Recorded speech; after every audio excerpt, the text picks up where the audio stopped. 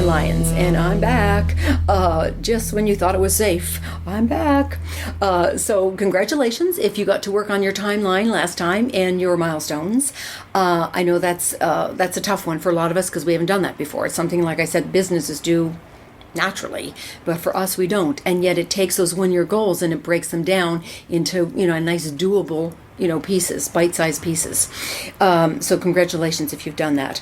Now what I'd like you to do is, now we're going to work on the next tip, which is tip number 5, which is the action plan. Okay, now just because you've got those 4 or 5 major milestones along the way, at those various points along the way to ensure that you reach your goal, there's going to be a lot of actions. There may be a lot of actions that you'll need to take on those various milestones, okay? And it will vary from person to person, and it will vary from goal to goal, all right?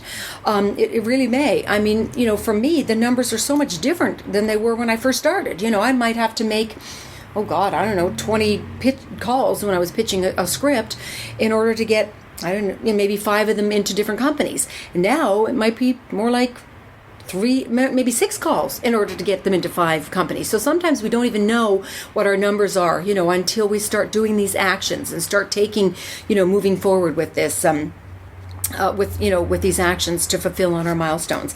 But the nice thing is about having those milestones is it now gives us a sense of what actions we need to take in order to, now that we've broken down, our timeline into the milestones in order to fulfill on our goal. All right.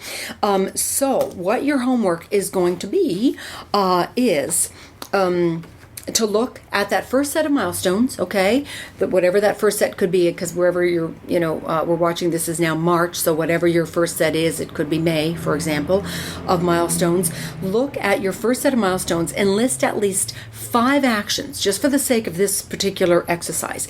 List at least 5 actions that you can take this month, okay, in March, to ensure that you achieve those milestones. Okay, just let me give you an example.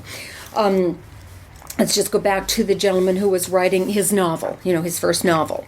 Because remember, we had broken that down into what some of the milestones could be last time. So what some of the actions that he could be taking this month in order to ensure that his first set of milestones happen is this: write 5 pages a day on his book.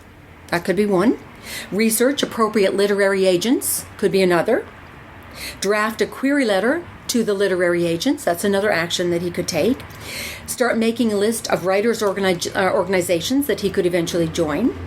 And reserve a website domain name for his book or for himself, whatever. So those are some of the actions. Those are 5 actions that he could take this month in order to fulfill on ensuring that his milestones get accomplished, which then would mean that he's then able to move on to the next set in order to fulfill on accomplishing that yearly goal. Do you see what we're doing here? How we're breaking it down into the pieces and now creating then created the milestones and now creating the action plans that are necessary to fulfill on those milestones. Okay, guys, it makes it so much easier. There is no guesswork. There's no mystery. There's no, I guess I was lucky. Luck has never anything to do with it.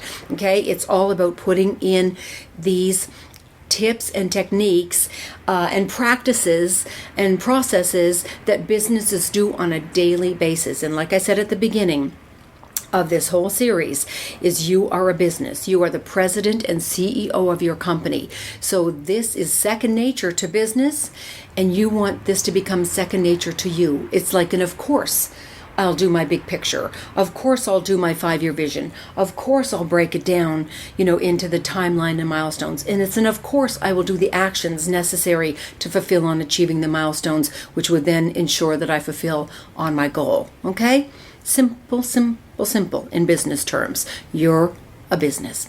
All right, so thanks very much. Your homework is to come up with at least 5 things, not very hard.